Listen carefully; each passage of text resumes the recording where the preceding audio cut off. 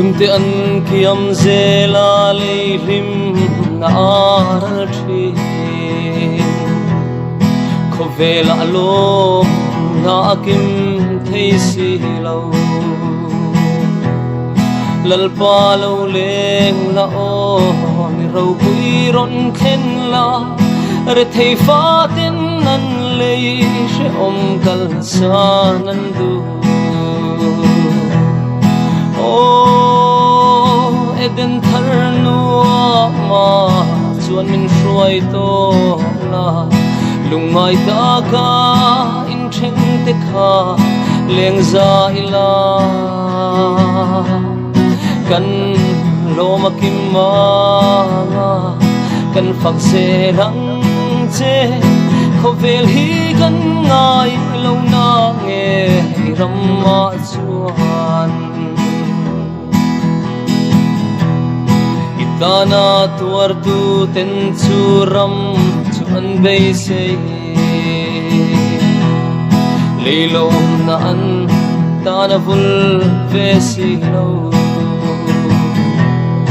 Zion mi pui tile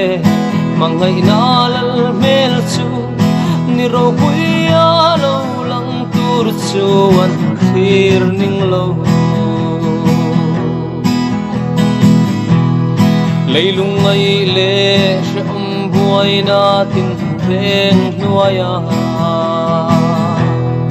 ring tu te chu lominan zai ze thi Antan khua lo var se salim thar nuwa ma chuan Ishwai khom hun ni ro pui nga tan thir thi